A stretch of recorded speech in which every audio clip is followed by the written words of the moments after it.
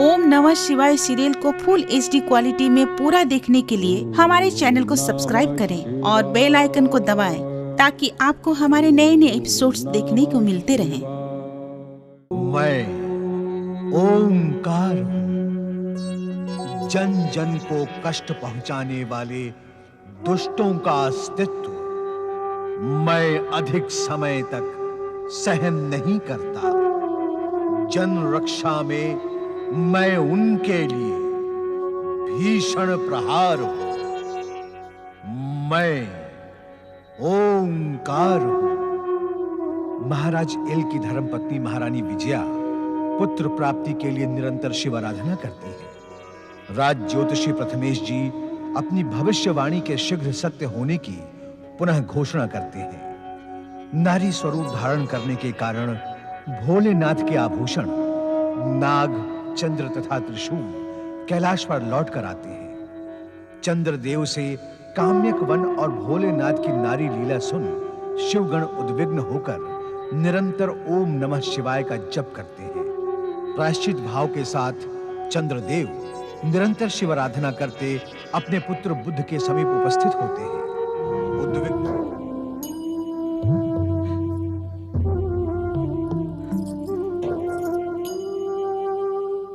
वैसे ही इस शक्तिवन में प्रवेश करते ही महाराज इला बन गए। परंतु तुम चिंता न करो। चिंता कैसे न करूं माते, मुझ पर तो जैसे वज्रपात हो गया है। मैंने तो युवराज की प्राप्ति के लिए आपकी आराधना की थी, पर उसका कैसा विचित्र फल मिला है मुझे। ये तो होना ही था महारानी, इसीलिए तो हमने ये लीला रची है। ईल के ईला बनने का परिणाम शुभ ही होगा।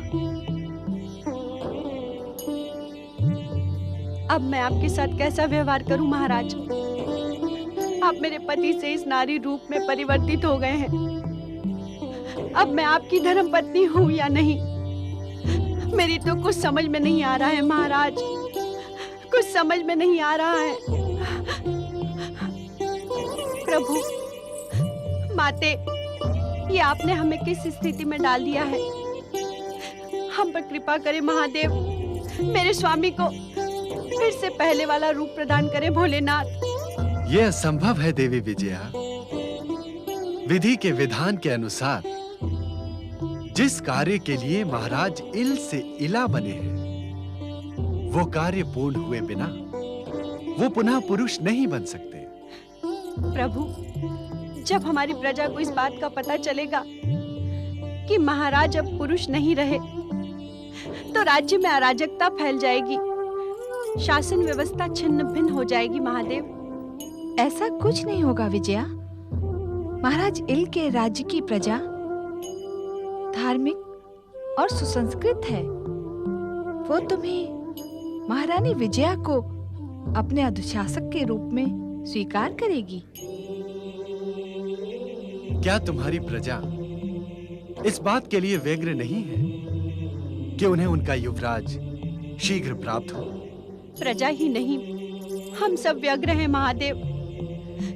हमारा एक एक पल युवराज के आने की प्रतीक्षा में ही बीत रहा है,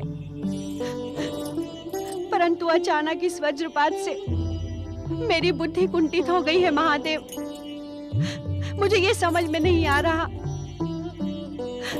कि यदि महाराज इसी रूप में रहे तो मैं युवराज की माता कैसे बन पाऊंगी?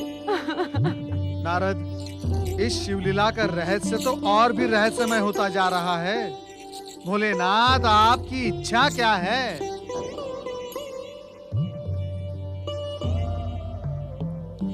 सोच क्या रही हो देवी? कह दो जो तुम्हें कहना है।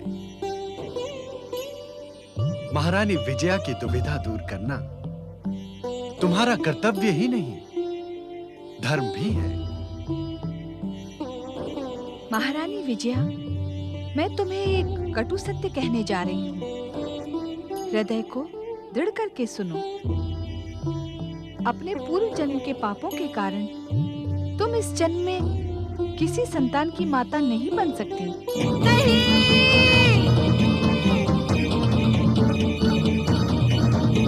नहीं माते, ऐसा आघात ना करे, ऐसा आघात ना करे माते। मैं बहुत आशा लेकर आपकी शरण में आई हूँ। जन्म भर की कामनाओं को छिन्न भिन्न ना करे माते। भगवान शिव, आप तो सर्वशक्तिमान हैं। आपकी भक्ति से तो पूर्व जन्म के बड़े से बड़े पापों का अंत हो सकता है। यही सोचकर मैंने आपकी आराधना की थी। क्या आप चाहेंगे जो आपकी आराधना करता हो उसे उसकी आराधना का यह दंड मिले? मुझ पर ऐसा अन्याय ना करे महादेव। मेरे हृदय के टुकड़े टुकड़े ना करे, ना करे महादेव, ना करे। एक और कटु सत्य तुम्हें सुनना है महारानी। तुमने हमारी आराधना तो की, परंतु तुम्हारा मन शिव भक्ति में नहीं, पुत्र को पाने की कामना में लीन रहा। तुमने शिव भक्ति करते हुए शिवलिंग में शिव को नहीं, पुत्र मोह में पड़कर बुद्ध को देखा। क्योंकि तुम बुद्ध जैसा पुत्र पाने की इच्छुक हो। क्या इस कटु सत्य को तुम स्वीकार नहीं करोगे विजया? आप सत्य कह रहे हैं महादेव। पुत्र पाने की कामना से मेरा मन इतना व्याकुल था कि बुद्ध के सिवा किसी और के बारे में सोच ही नहीं पाती थी। फिर भी तुम्हें दुखी होने की आवश्यकता नहीं है विजया। तुम्हें बुद्ध जैसा ही पुत्र प्राप्त होगा, परंतु तुम उसे जन्म नहीं दोगी। उसे जन्म देगी इला।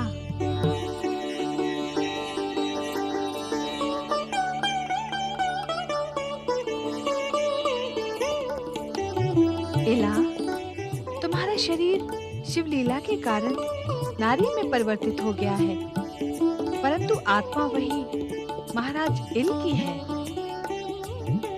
महाराज इल के रूप में तुमने पुत्र की जो आकांक्षा की थी, वो इला द्वारा पूर्ण होगी। तुम इससे सहमत हो ना?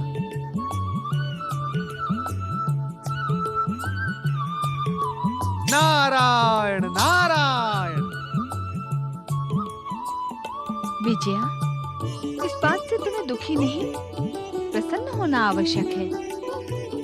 हमें तुम्हारे सामने एक और सत्य का उद्घाटन करना है।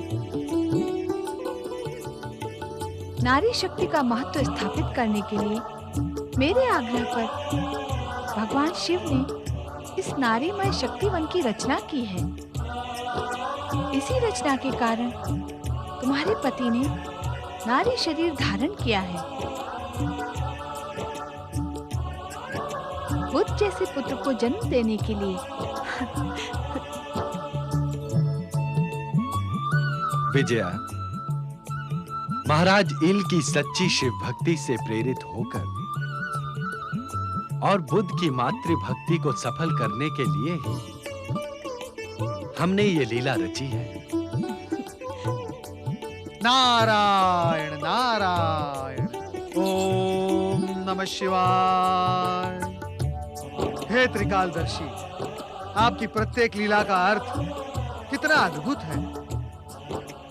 आप अपने भक्त की कामना पूर्ति के लिए क्या क्या वेश धारण करते हैं, क्या क्या लीलाएं रचते हैं। आप धन्य हैं भोलेनाथ, आप धन्य हैं। माता पार्वती, आप भी धन्य हैं।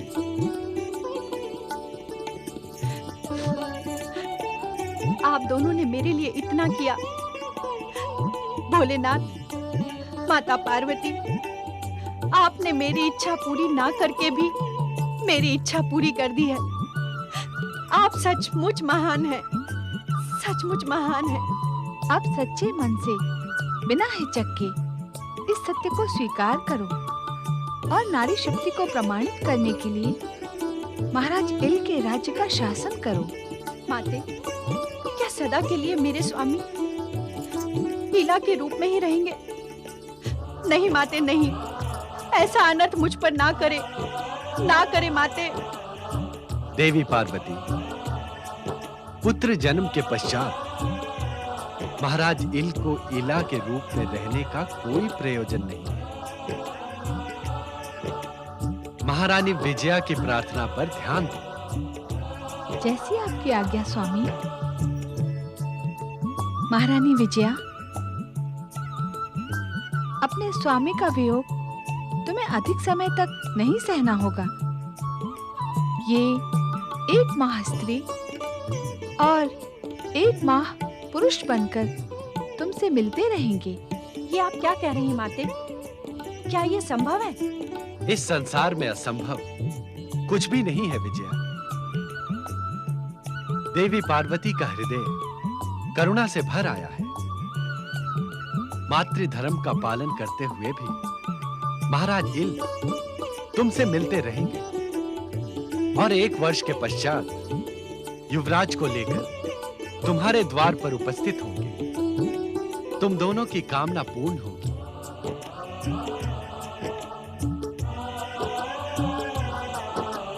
नारायण नारायण। हे त्रिकालदर्शी, आज तो आप चमत्कार पर चमत्कार किए जा रहे हैं। आपने ऐसा चमत्कार कभी नारद के साथ नहीं किया। 1 वर्ष तक कुशलता पूर्वक राज्य का शासन चलाकर ये सिद्ध कर दो कि नारी के लिए कोई भी कार्य असंभव नहीं है। मैं आपकी आज्ञा का पालन करूंगी माते। देवी इला, इस काम्यक वन के दूसरे छोर पर योगी बुद्ध इस समय भी शिव आराधना में लीन है। तुम उनके पास पहुंचकर अपनी कामना का संकेत दो।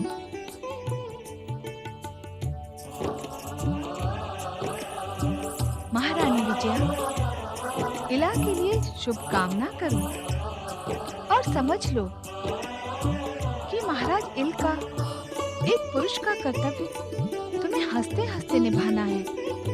जाओ, अपने कर्तव्य का पालन करो। जो आज्ञा माते। इला, इला, इला।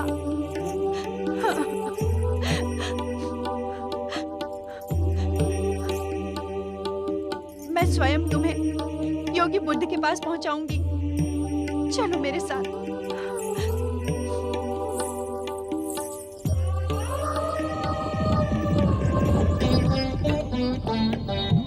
अब क्या देवी?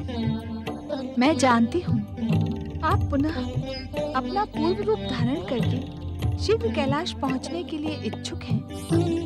परंतु क्या देवी? इस नारीमय शक्तिवन का सुख कुछ समय और भोग लेने दीजिए। यह अवसर बार बार तो नहीं आता स्वामी। जैसी तुम्हारी इच्छा।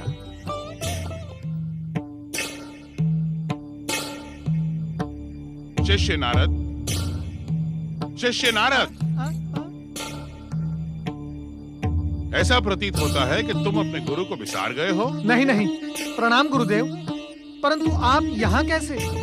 शिव पार्वती की लीला अद्भुत होती है नारद। जिसकी हम कल्पना भी नहीं कर सकते वो घटित हो जाता है, और जो घटित होता है उसका रहस्य समझना कठिन होता है। आप अक्षरशः सत्य कह रहे हैं देवगुरु। शिव लीला से रचित उन अद्भुत घटनाओं को मैं प्रत्यक्ष अपनी आंखों से देख चुका हूँ, देख रहा हूँ। तुम शिव लीलाओं को प्रत्यक्ष देख रहे हो नारद। कहाँ है शिव पार्वती? वो देखिए देवगुरु, उन दोनों का शिव लीलामय रूप।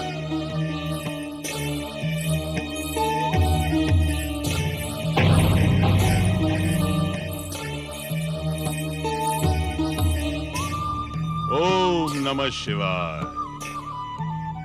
आपके दर्शन पाकर मैं धन्य हो गया। देवगुरु, भूलकर भी आप शक्तिवन में ना चले जाना, अन्यथा आप नारी बन जाएंगे। तुम मेरी चिंता ना करो नारद, अपना ध्यान रखो।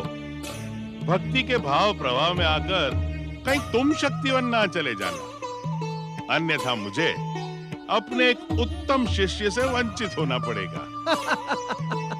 देवगुरु, मैं तो भगवान भोलेनाथ और माता पार्वती के आमंत्रण पर भी वहां गया नहीं। मैं अत्यंत सावधान हूँ। कृपया आप मुझे ये बताएं कि स्वर्ग का अपना बृहस्पति आश्रम छोड़कर आप यहाँ क्या कर रहे हैं? मैं बुद्ध से मिलने जा रहा हूँ।